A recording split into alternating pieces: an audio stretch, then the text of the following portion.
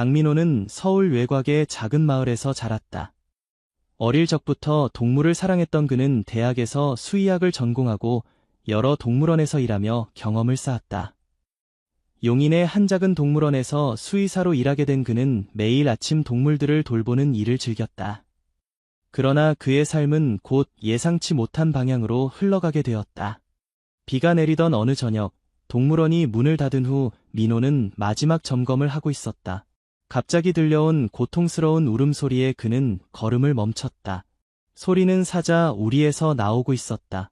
서둘러 우리로 향한 민호는 임신한 암사자 나라가 바닥에 누워 고통스러워하는 모습을 발견했다. 나라는 몇 주 전 다른 동물원에서 이곳으로 옮겨왔고 임신 중이라는 사실은 알고 있었지만 출산이 이렇게 빨리 진행될 줄은 아무도 예상하지 못했다. 안 돼. 너무 일러. 민호는 중얼거렸다. 그는 즉시 동물원장에게 전화를 걸었지만 연결되지 않았다.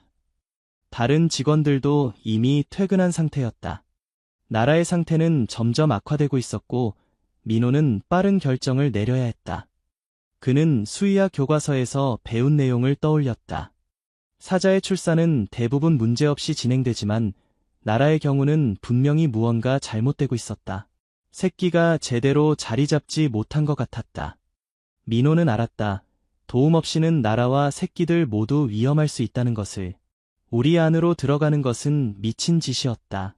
그러나 그는 선택의 여지가 없었다. 마취총을 준비했지만 출산 중인 사자에게 마취제를 사용하면 새끼들에게 치명적일 수 있다는 것을 알고 있었다. 민호는 깊은 숨을 들이쉬고 우리 문을 열었다. 나라야, 괜찮아. 도와줄게. 그는 차분한 목소리로 말했다. 사람들은 동물이 사람의 감정을 느낄 수 있다고 하지만 출산의 고통 속에 있는 사자가 그의 의도를 이해할까? 민호는 그저 희망할 뿐이었다. 천천히, 조심스럽게 그는 나라에게 다가갔다. 암사자는 고통에 신음하며 간헐적으로 으르렁거렸다. 민호는 침착하게 말을 계속했다. 괜찮아, 널 도와주러 왔어. 그의 손에는 기본적인 의료 도구만 들려 있었다. 나라에게 가까이 다가갔을 때 그는 문제를 확인할 수 있었다. 첫 번째 새끼가 잘못된 자세로 나오려고 하고 있었다. 민호는 이제 행동해야 한다는 것을 알았다. 그는 장갑을 끼고 사자에게 더 가까이 다가갔다. 그 순간 나라가 고통으로 인해 갑자기 몸을 움직였고 그의 팔을 핥히었다. 날카로운 발톱이 그의 피부를 찢었고 따끔한 통증이 팔을 타고 올라왔다. 민호는 고통을 참으며 계속 나아갔다. 지금은 자신의 상처를 걱정할 때가 아니었다. 조금만 참아, 나라야. 그는 속삭였다. 조심스럽게 그는 새끼의 위치를 바로잡기 시작했다. 그의 손은 피로 젖었지만 그는 집중을 잃지 않았다. 몇 분의 긴장된 순간이 지나고 마침내 첫 번째 새끼가 세상에 나왔다. 민호는 안도의 한숨을 내쉬었지만 아직 끝나지 않았다. 나라는 여전히 고통 속에 있었고 더 많은 새끼들이 있다는 것을 그는 알고 있었다. 그는 계속해서 사자 곁을 지켰다. 두 번째 새끼가 나오기 시작했을 때 나라의 상태가 갑자기 악화되었다. 그녀는 의식을 잃어가고 있었다. 민호는 패닉에 빠지지 않으려 애썼다. 두 번째 새끼도 힘겹게 세상에 나왔지만 숨을 쉬지 않았다. 민호는 작은 생명체를 들어 올려 부드럽게 마사지하기 시작했다. 제발, 숨을 쉬어. 그는 간절히 빌었다. 몇 초가 영원처럼 느껴졌다. 그러다 갑자기 작은 새끼가 약한 소리로 울기 시작했다. 민호의 눈에서 안도의 눈물이 흘러내렸다. 세 번째 새끼는 더 쉽게 태어났다. 그러나 나라의 상태는 계속해서 악화되었다. 출혈이 심했고 그녀의 생명이 위험해 보였다. 민호는 필사적으로 출혈을 멈추기 위해 노력했다. 그의 의료 지식은 인간과 작은 동물들에 맞춰져 있었지만 지금은 그가 가진 모든 지식을 동원해야 했다. 버티자, 나라야. 내 아이들은 널 필요로 해. 그는 계속해서 말했다. 그의 손은 피로 뒤덮여 있었고 팔의 상처는 계속해서 피를 흘렸다. 그러나 그는 멈출 수 없었다. 마침내 여러 시간의 사투 끝에 출혈이 멈췄다. 나라는 매우 약해져 있었지만 살아있었다. 3마리의 작은 새끼 사자들은 그들의 어미 옆에 모여 있었다. 민호는 지쳐서 우리 한쪽에 기대어 앉았다. 그제서야 그는 자신의 상처를 확인했다. 팔에는 깊은 핥힌 자국이 여러 개 있었고 다리에도 상처가 있었다. 그러나 그는 미소를 지었다. 그것은 가치 있는 희생이었다. 밖에서 비가 내리는 소리가 들렸다. 민호는 그의 전화기를 찾아 동물원장에게 다시 전화를 걸었다. 이번에는 연결되었다. 박 원장님, 나라가 출산했습니다. 3마리 새끼요. 지금 도움이 필요합니다. 전화를 끊고 민호는 다시 나라와 새끼들을 지켜보았다. 나라는 이제 조금 회복된 듯했고 첫 번째와 3번째 새끼를 핥기 시작했다. 그러나 이상하게도 2번째 새끼에게는 관심을 보이지 않았다. 왜 그러지? 민호는 중얼거렸다. 그는 조심스럽게 무시당하는 새끼에게 다가갔다. 이 작은 생명체는 다른 형제들보다 약해 보였고 어미의 보살핌 없이는 살아남기 어려울 것이다. 그는 조심스럽게 작은 새끼를 들어 올렸다. 놀랍게도 나라는 반응하지 않았다. 그녀는 다른 2 새끼에게만 집중하고 있었다. 민호는 결정을 내려야 했다. 그는 작은 새끼를 그의 재킷으로 감싸고 우리 문 쪽으로 천천히 움직였다. 그때 놀라운 일이 일어났다. 나라가 갑자기 일어나 그를 향해 다가왔다. 민호의 심장은 거의 멈출 뻔했다. 그는 도망칠 수 없었고 이제 화가 난 어미 사자와 마주하게 되었다. 그러나 나라는 공격하지 않았다. 대신 그녀는 민호의 발치에 누워 그를 올려다보았다. 그녀의 눈에는 이상한 감정이 서려 있었다. 그것은 신뢰였을까? 민호는 혼란스러웠다. 나라는 새끼 중 하나를 버린 것처럼 보였지만 그에게 적대감을 보이지 않았다. 그는 천천히 쪼그려 앉아 작은 새끼를 나라 앞에 내려놓았다. 이건 내 아이야, 나라. 내가 돌봐야 해. 그는 부드럽게 말했다. 나라는 잠시 새끼를 쳐다보았다. 그러다 놀랍게도 그녀는 민호의 손을 핥기 시작했다. 그의 상처 위로 그녀의 거친 혀가 부드럽게 움직였다. 민호는 완전히 놀랐다. 이것은 야생 동물에게서 기대할 수 있는 행동이 아니었다. 그때 동물원장인 박지훈과 몇몇 직원들이 급하게 우리로 들어왔다. 그들은 민호와 나라, 그리고 새끼들이 함께 있는 광경에 충격을 받았다. 민호야, 무슨 짓을 한 거야? 지훈이 놀라서 외쳤다. 빨리 거기서 나와. 그러나 민호는 움직이지 않았다. 괜찮아요, 원장님. 나라가 저를 받아들였어요. 지훈과 다른 직원들은 믿을 수 없다는 표정으로 그 광경을 지켜보았다. 고통스러운 출산을 도운 인간에게 야생사자가 감사를 표하는 것처럼 보였다. 믿을 수 없군, 지훈이 말했다. 30년 동안 동물원에서 일했지만 이런 건 처음 봐. 민호는 마침내 조심스럽게 일어나 우리를 빠져나왔다. 그는 지훈에게 상황을 설명했다. 나라의 출산이 어떻게 위험했는지, 그리고 3마리의 새끼 중 하나가 어미에게 거부당한 것처럼 보이는지. 아마도 그 새끼가 약해서 그런 것 같아요. 지훈이 말했다. 야생에서는 흔한 일이지만 우리는 모든 새끼를 살릴 수 있도록 노력해야지. 그날 밤 민호는 병원에서 상처를 치료받았다. 의사들은 그가 운이 좋았다고 말했다. 사자의 발톱은 감염의 위험이 높았고 더 심각한 상처를 입었을 수도 있었다. 병원 침대에 누워 민호는 계속해서 나라와 새끼들을 생각했다. 특히 버려진 듯한 그 작은 새끼가 마음에 걸렸다. 그는 꼭 다시 동물원에 가서 확인해야겠다고 다짐했다. 다음 날 그는 퇴원하자마자 동물원으로 향했다. 지훈은 그를 보자 반가워했다. 민호야, 어떻게 지내? 상처는 괜찮아? 네, 괜찮아요. 나라와 새끼들은요? 지훈의 표정이 어두워졌다. 나라는 회복 중이야. 2 새끼도 건강해. 하지만요? 3번째 새끼는 계속해서 어미에게 거부당해. 우리가 인공수유를 시도하고 있지만 상태가 좋지 않아. 민호는 가슴이 무거워졌다. 그는 그 작은 생명체를 직접 보고 싶었다. 볼 수 있을까요? 지우는 민호를 동물원의 특별 보육실로 안내했다. 거기에는 작은 새끼 사자가 있었다.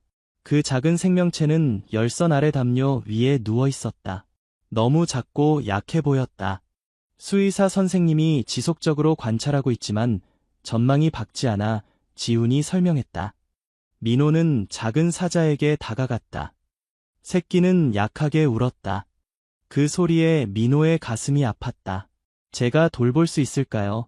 그가 갑자기 물었다. 지훈은 놀란 표정을 지었다. 뭐라고?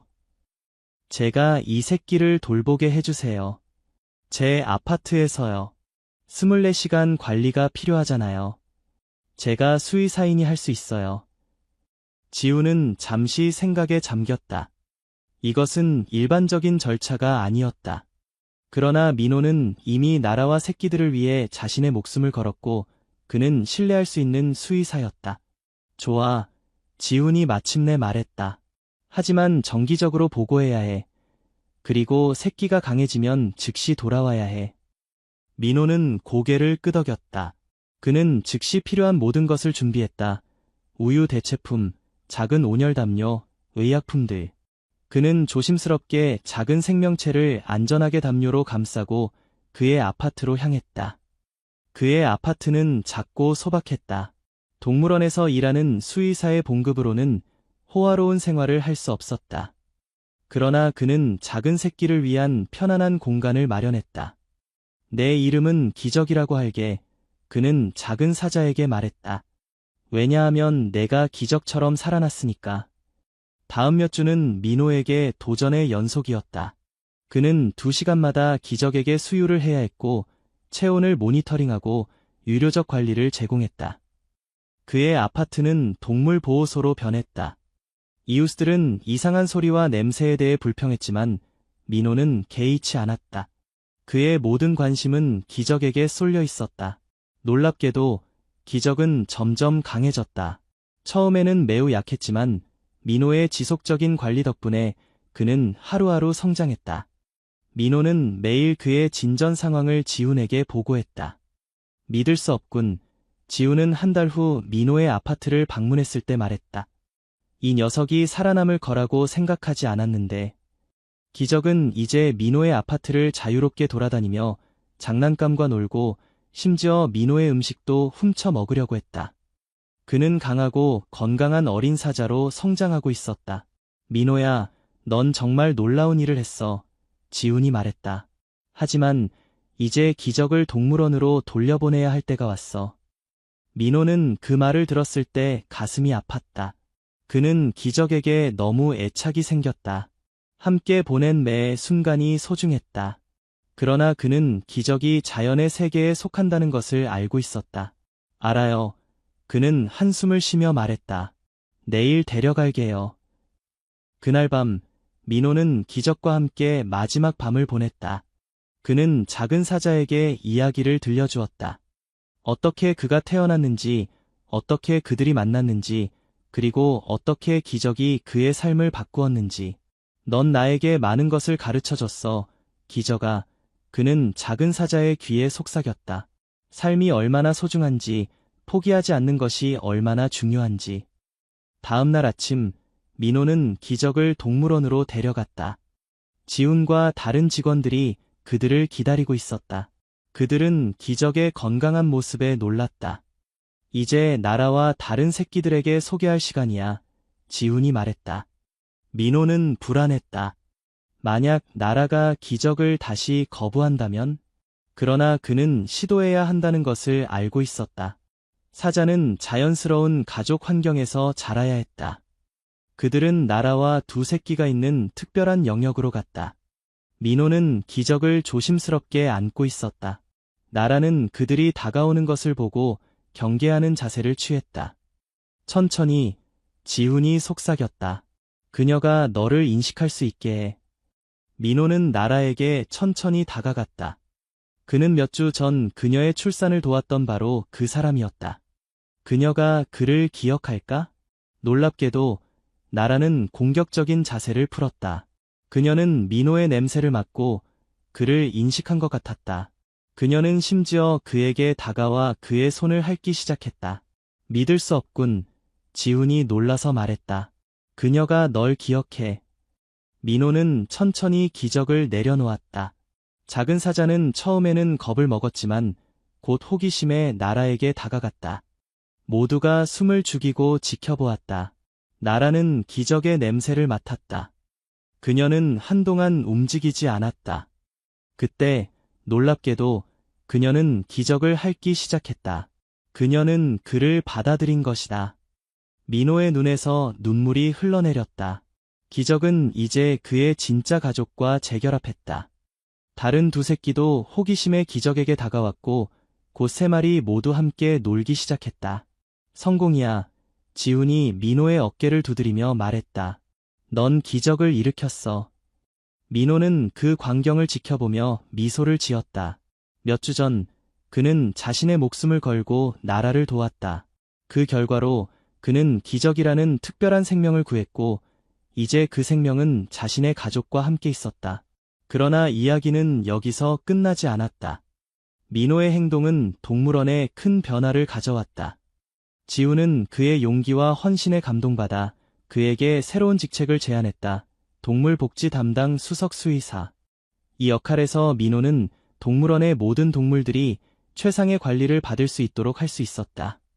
또한 그의 이야기는 뉴스를 통해 전국에 알려졌다. 사람들은 동물을 위한 그의 희생과 헌신에 감동받았다. 그는 곧 인터뷰 요청과 강연 초대로 넘쳐났다. 그러나 민호에게 가장 중요한 것은 기적과 그의 가족이었다. 그는 매일 그들을 방문했다. 놀랍게도 나라는 항상 그를 반가워했다. 그녀는 그를 가족의 일부로 받아들인 것 같았다. 기적은 빠르게 성장했다. 몇 달 만에 그는 형제들만큼 크고 강해졌다. 그러나 그는 여전히 민호에게 특별한 애정을 보였다. 민호가 우리에 다가갈 때마다 기적은 항상 가장 먼저 달려와 그를 반겼다. 이건 정말 특별한 유대야. 지훈은 종종 말했다. 인간과 야생동물 사이의 경계를 넘어선. 민호는 기적을 통해 많은 것을 배웠다. 그는 생명의 소중함, 포기하지 않는 의지의 중요성, 그리고 종을 넘어선 사랑의 힘을 깨달았다. 그의 경험은 그를 더 나은 수의사, 더 나은 인간으로 만들었다. 몇 년이 지나 동물원은 특별한 행사를 개최했다. 기적과 그의 형제들이 더 넓은 서식지로 이동하는 것을 축하하는 행사였다. 그들은 이제 성체사자가 되었고 더 넓은 공간이 필요했다. 민호는 복잡한 감정으로 그 행사에 참석했다. 그는 기적이 더 나은 환경으로 이동하는 것이 기쁘지만 그와의 일상적인 만남이 적어질 것을 알고 있었다. 새로운 서식지로 이동하는 날, 민호는 마지막으로 기적과 작별 인사를 했다. 그는 성체사자의 갈기를 쓰다듬으며 속삭였다. 널 절대 잊지 않을게, 기적아. 내가 내게 준 선물을 평생 간직할게. 놀랍게도 기적은 마치 이해한 듯 부드럽게 울었다. 그는 민호의 손을 핥고 그의 얼굴에 머리를 부비었다. 그것은 마치 작별 인사와 같았다. 그날 이후 민호는 종종 새로운 서식지를 방문했다. 놀랍게도 기적은 항상 그를 인식했다. 수년이 지나도 그들의 유대는 계속되었다. 민호의 이야기는 많은 사람들에게 영감을 주었다. 그는 책을 쓰고 강연을 했으며 동물 복지를 위한 재단을 설립했다. 그러나 그에게 가장 큰 보상은 기적과의 특별한 관계였다. 어느 날 동물원에 큰 위기가 닥쳤다. 심각한 재정 문제로 인해 동물원이 문을 닫을 위기에 처한 것이다. 지훈은 직원들을 모아 안타까운 소식을 전했다. 안타깝게도 우리는 더 이상 운영을 지속할 여력이 없습니다. 몇 달 내로 동물들을 다른 시설로 옮겨야 할 것 같습니다. 민호는 그 소식을 듣고 큰 충격을 받았다. 특히 나라와 기적, 그리고 다른 새끼들이 어디로 갈지 걱정이 되었다. 그들을 분리해서 다른 동물원으로 보낼 수도 있다는 생각에 그의 가슴은 무거워졌다. 원장님, 무언가 방법이 있을 거예요. 우리가 할 수 있는 일이 분명히 있을 겁니다. 민호가 말했다. 지우는 한숨을 쉬었다. 민호야, 난 모든 방법을 다 찾아봤어. 하지만 후원자들은 떠났고 방문객 수는 계속 줄어들고 있어. 마음이 아프지만 현실을 받아들여야 해. 그날 밤 민호는 잠을 이루지 못했다. 그는 동물원과 그곳의 모든 동물들, 특히 기적과 그의 가족을 어떻게 구할 수 있을지 고민했다. 그때 그에게 아이디어가 떠올랐다. 다음 날 아침 그는 지훈을 찾아갔다. 원장님, 제가 기적의 이야기를 책으로 출판하고 싶습니다. 그리고 그 수익금을 동물원에 기부하고 싶어요. 지훈은 놀란 표정을 지었다. 그게 가능할까? 책이 얼마나 팔릴지는 아무도 모르잖아. 단순한 책만이 아닙니다. 민호가 설명했다. 저는 기적의 이야기를 다큐멘터리로 만들어 보려고 합니다. 제가 아는 대학 친구가 방송국에서 일하는데 그에게 이야기해 봤어요. 그가 관심을 보였습니다. 지우는 잠시 생각에 잠겼다. 시도해 볼 만하겠군. 하지만 그것만으로 충분할까? 민호는 더 큰 계획을 가지고 있었다. 저는 기적의 친구들이라는 프로그램을 시작하고 싶습니다. 사람들이 우리 동물원의 동물들을 입양하는 것처럼 후원할 수 있는 프로그램이요. 그들은 정기적으로 후원금을 내고 특별한 방문 기회와 동물들에 대한 업데이트를 받게 됩니다. 지훈의 눈이 빛났다. 그거 정말 좋은 아이디어네. 하지만 프로그램을 설계하고 홍보하는 데 시간이 필요할 거야. 제가 모든 것을 준비하겠습니다. 그저 기회를 주세요. 민호가 간청했다. 지훈은 고개를 끄덕였다. 좋아, 한번 시도해보자. 그렇게 민호의 새로운 도전이 시작되었다. 그는 낮에는 수의사로 일하고 밤에는 기적의 이야기를 책으로 쓰기 시작했다.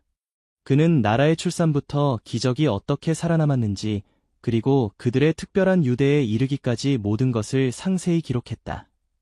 그의 대학 친구인 이지호는 방송국에 이야기를 제안했고 놀랍게도 그들은 즉시 관심을 보였다. 곧 카메라 크루가 동물원에 와서 민호와 기적, 나라의 이야기를 촬영하기 시작했다. 촬영 중에 놀라운 장면이 포착되었다. 카메라가 돌아가는 동안 기적은 민호에게 다가와 마치 오랜 친구를 만난 듯 그의 곁에 누웠다. 그리고 더 놀라운 것은 나라와 다른 두 사자도 조심스럽게 다가와 민호 주위에 모였다는 것이다. 그것은 마치 하나의 가족처럼 보였다. 이건 정말 믿을 수 없는 광경이야. 지호가 말했다. 이런 장면은 전 세계 어디에서도 볼 수 없을 거야. 다큐멘터리는 몇 주 후에 방영되었고 반응은 폭발적이었다. 기적을 만든 사람이라는 제목의 이 프로그램은 전국에서 가장 높은 시청률을 기록했다. 사람들은 민호의 용기와 희생, 그리고 그와 사자들 사이의 특별한 유대에 감동받았다. 민호의 책 역시 출판되었고 베스트셀러가 되었다. 기적의 친구들 프로그램에는 예상을 훨씬 뛰어넘는 많은 사람들이 가입했다. 모든 수익금은 동물원으로 돌아갔고 몇 달 만에 동물원의 재정 상황은 완전히 바뀌었다. 민호야, 넌 정말로 기적을 만들었어. 지훈이 감격스러운 표정으로 말했다. 동물원을 구했을 뿐만 아니라 사람들에게 동물 보호의 중요성을 깨닫게 해주었어. 동물원은 이제 기적의 동물원이라는 새 이름으로 더 큰 성공을 거두고 있었다. 방문객 수는 3배로 늘었고 연구시설과 동물병원까지 확장되었다. 민호는 이제 동물원의 수석동물 복지 책임자가 되었고 그의 혁신적인 아이디어들은 다른 동물원들에게도 모범이 되었다. 그러나 민호에게 가장 큰 보상은 여전히 기적과 나라, 그리고 다른 사자들과의 특별한 관계였다. 그는 매일 그들을 방문했고 그들은 항상 그를 가족처럼 반겼다. 몇 년이 더 지나 기적은 완전한 성체 수사자가 되었다. 그의 웅장한 갈기와 강인한 체격은 방문객들의 사랑을 받았다. 그러나 모두가 알다시피 그는 특별한 사자였다. 인간을 두려워하지 않고 오히려 그들에게 관심을 보였다. 특히 민호에게는 항상 특별한 애정을 표현했다. 어느 날 민호가 사자들의 건강검진을 하기 위해 우리에 들어갔을 때 놀라운 일이 일어났다. 그는 갑자기 심한 가슴 통증을 느꼈다. 그는 쓰러졌고 의식을 잃기 시작했다. 그때 기적이 그에게 달려왔다. 민호, 동료들이 소리쳤지만 그들은 사자가 있어 가까이 다가갈 수 없었다. 놀랍게도 기적은 민호의 옆에 누워 크게 포효하기 시작했다. 그 소리는 온 동물원에 울려 퍼졌다. 곤나라와 다른 사자들도 합류했다. 그들의 포효 소리는 마치 도움을 요청하는 것 같았다. 그 소리를 들은 다른 직원들이 즉시 달려왔고 기적과 다른 사자들은 놀랍게도 그들을 민호에게 다가가게 해주었다. 민호는 즉시 병원으로 이송되었고 의사들은 그가 심장마비를 겪고 있다고 진단했다. 만약 사자들이 경고하지 않았다면 그는 살아남지 못했을 거예요. 의사가 말했다. 그들의 포효가 그를 구했습니다. 민호가 병원에서 회복하는 동안 놀라운 일이 또 일어났다. 기적이 먹기를 거부하기 시작한 것이다. 그는 민호 없이는 먹지 않았고 점점 약해져 갔다. 지우는 이 소식을 듣고 즉시 병원으로 달려가 민호에게 상황을 알렸다. 기적이 너를 찾고 있어. 그가 말했다. 그는 내가 돌아올 때까지 기다리는 것 같아. 민호는 아직 완전히 회복되지 않았지만 그는 기적을 걱정했다. 내가 가봐야겠어요. 그가 말했다. 의사들의 반대에도 불구하고 민호는 휠체어를 타고 동물원으로 돌아왔다. 그가 사자 우리에 다가갔을 때 기적은 즉시 그를 알아보았다. 사자는 기쁨에 차서 우리 가장자리로 달려왔다. 기적아, 난 괜찮아. 민호가 말했다. 먹어야 해. 알겠지? 놀랍게도 마치 그의 말을 이해한 듯 기적은 바로 그날부터 다시 먹기 시작했다. 민호가 완전히 회복된 후 그는 동물원으로 돌아와 평소처럼 일을 계속했다. 그러나 이제 그와 기적의 이야기는 단순한 지역 뉴스가 아닌 전 세계적인 현상이 되었다. 학자들은 그들의 특별한 유대를 연구하기 위해 방문했고 다큐멘터리 제작자들은 그들의 이야기를 더 깊이 탐구하고자 했다. 민호는 이 모든 관심을 동물 보호와 복지에 대한 인식을 높이는 데 활용했다. 그는 강연을 통해 사람들에게 동물들이 얼마나 감정적이고 지능적인 존재인지를 알리고 그들을 보호하는 것의 중요성을 강조했다. 기적은 단순한 동물이 아닙니다. 그는 종종 말했다. 그는 감정을 느끼고 유대를 형성하고 심지어 감사함을 표현할 수 있는 놀라운 생명체입니다. 우리 모두는 그런 생명체들을 존중하고 보호할 책임이 있습니다. 시간이 흐르면서 기적의 동물원은 세계에서 가장 혁신적이고 동물 친화적인 동물원 중 하나로 인정받게 되었다. 민호의 지도 아래 그들은 전통적인 우리 대신 자연 서식지와 유사한 환경을 만들었고 동물들의 복지를 최우선으로 생각했다. 기적은 노년기에 접어들었지만 여전히 활기차고 건강했다. 그는 이제 동물원의 상징이 되었고 사람들은 그를 보기 위해 전 세계에서 찾아왔다. 그러나 그는 여전히 민호에게만 특별한 애정을 보였다. 민호가 은퇴를 결정했을 때 그는 한 가지 특별한 요청을 했다. 그는 동물원 내에 작은 집을 지어 그곳에서 살고 싶다고 했다. 그는 기적과 가까이 있고 싶었다. 물론이지, 지훈이 대답했다. 내가 없다면 이 동물원은 존재하지 않았을 거야. 이곳은 항상 너의 집이야. 그렇게 민호는 동물원 내에 작은 집을 지었고 매일 기적과 시간을 보낼 수 있었다. 그들은 종종 함께 일출을 보거나 단순히 나란히 앉아 평화로운 시간을 보냈다. 어느 따뜻한 봄날, 민호는 기적과 함께 앉아 있었다. 사자는 이제 노령으로 인해 움직임이 느려졌지만 그의 눈은 여전히 지혜와 애정으로 빛났다. 우리가 처음 만난 날을 기억해. 민호가 부드럽게 말했다. 그날 밤 내가 나라를 도왔을 때 나는 내 인생이 영원히 바뀔 것이라고는 생각하지 못했어. 기적은 마치 이해한 듯 작게 울었다. 그는 민호의 손을 핥았다. 넌 내게 진정한 기적을 가져다 주었어. 민호가 계속했다. 난 혼자였어. 하지만 내가 내 삶에 들어오면서 난 새로운 의미와 목적을 찾았지.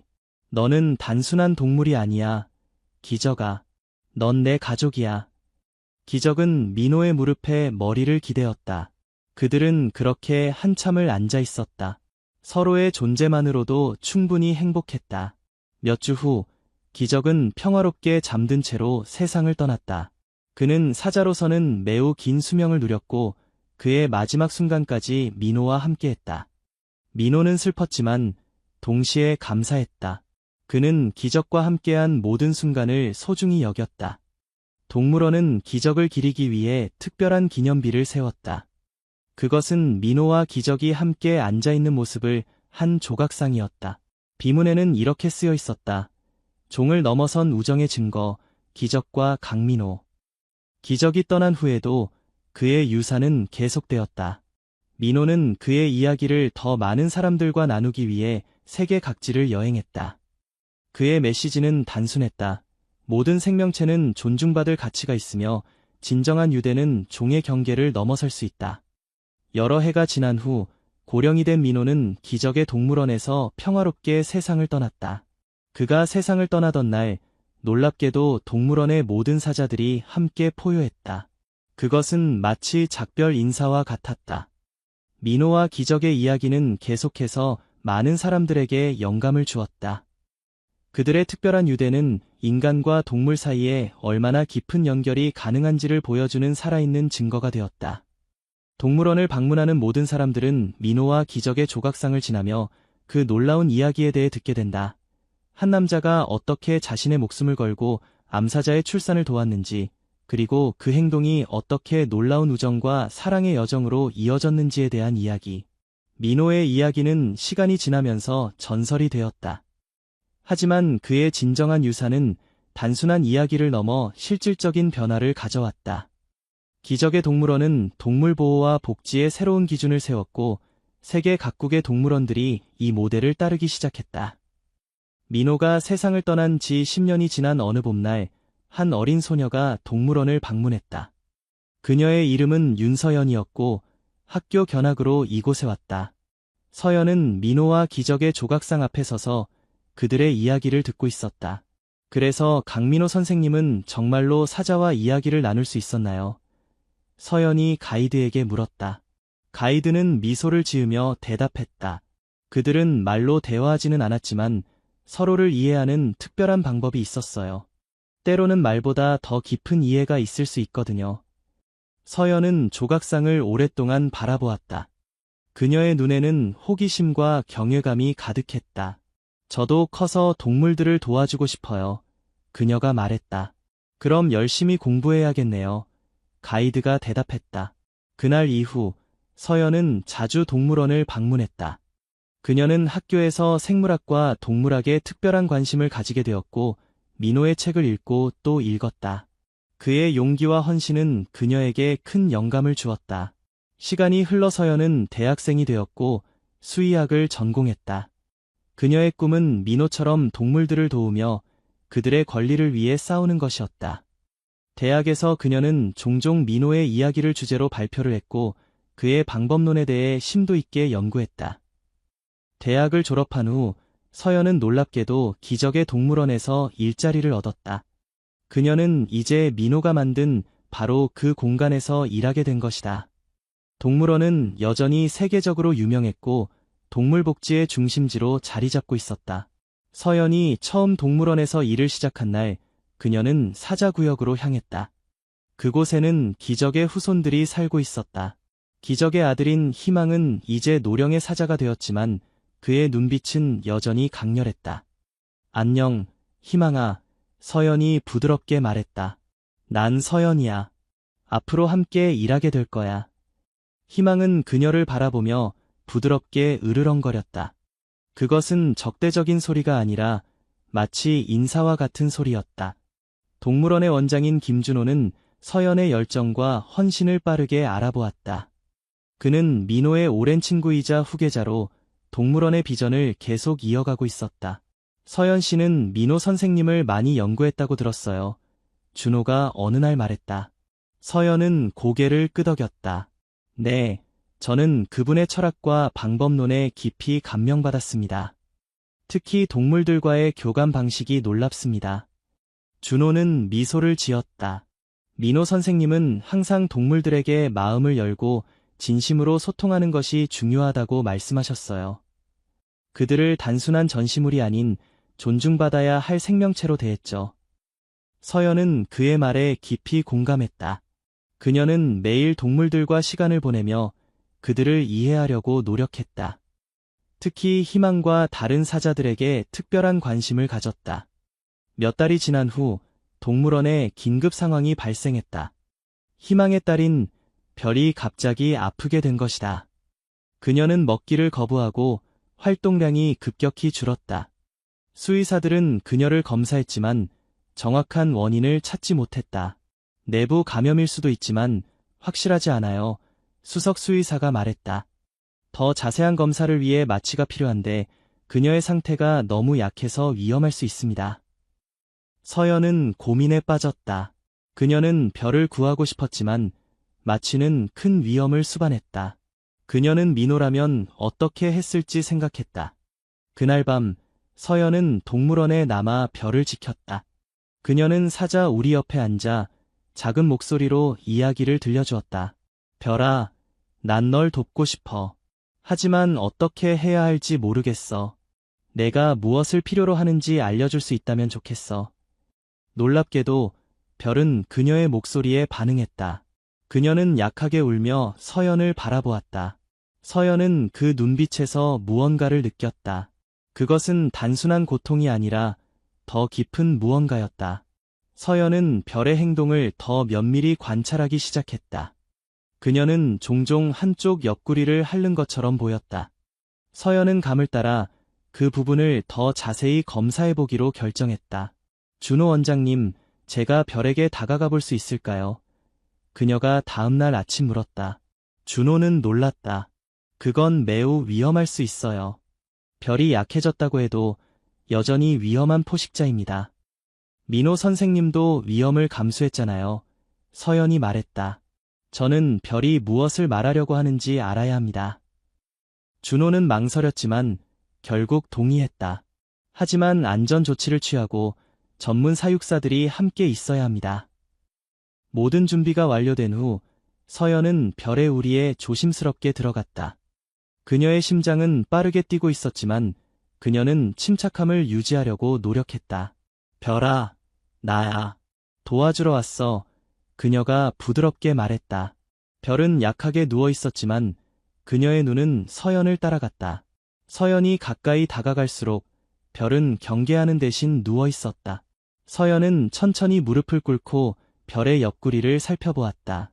그녀는 조심스럽게 별의 털을 헤치며 무언가 이상한 점을 찾으려고 했다. 그때 그녀는 작은 상처를 발견했다. 그것은 외부에서는 거의 보이지 않았지만 자세히 보니 감염된 것 같았다. 여기 뭔가 있어요. 서연이 사육사들에게 말했다. 감염된 상처예요. 아마도 우리 안에 뭔가에 다쳤을 거예요. 그들은 즉시 행동했다. 별에게 가벼운 진정제를 주고 상처를 치료했다.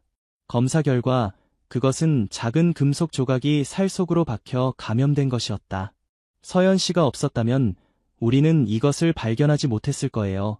수석 수의사가 말했다. 별은 회복될 거예요. 며칠 후 별은 놀라운 회복을 보였다. 그녀는 다시 먹기 시작했고 활동량도 증가했다. 서연이 우리에 다가갈 때마다 별은 그녀를 알아보고 반가워하는 듯한 소리를 냈다. 이 사건 이후 서연과 별 사이에는 특별한 유대가 형성되었다. 그것은 민호와 기적의 관계를 떠올리게 했다. 서연은 종종 별의 우리 근처에 앉아 그날의 일을 이야기하곤 했고 별은 마치 이해하는 듯 귀를 기울였다. 서연 씨는 민호 선생님과 많이 닮았어요. 준호가 어느 날 말했다. 그와 같은 직관과 동물들에 대한 이해력을 가지고 있어요. 서연은 그 말에 감동받았다. 저에게는 그보다 더 큰 칭찬이 없을 것 같아요. 세월이 흘러 서연은 기적의 동물원에서 점점 더 중요한 역할을 맡게 되었다. 그녀는 민호의 철학을 계승하며 동물 복지와 보존에 혁신적인 아이디어를 도입했다. 그녀의 방법론은 다른 동물원들에게도 영향을 미쳤고 많은 사람들이 그녀의 지도를 받기 위해 찾아왔다. 어느 날 서연은 동물원의 아카이브룸에서 민호의 오래된 일기장을 발견했다. 그것은 그가 나라와 기적을 처음 만났을 때부터 쓰기 시작한 것이었다. 내가 그들을 구한 것이 아니라 그들이 나를 구한 것이다. 민호는 마지막 페이지에 적어 놓았다. 동물들은 우리에게 무조건적인 사랑과 신뢰의 의미를 가르쳐준다. 그들과 함께한 시간은 내 인생에서 가장 소중한 선물이었다. 서연은 그 말에 깊이 공감했다. 그녀도 별과 다른 동물들을 통해 비슷한 교훈을 배웠다.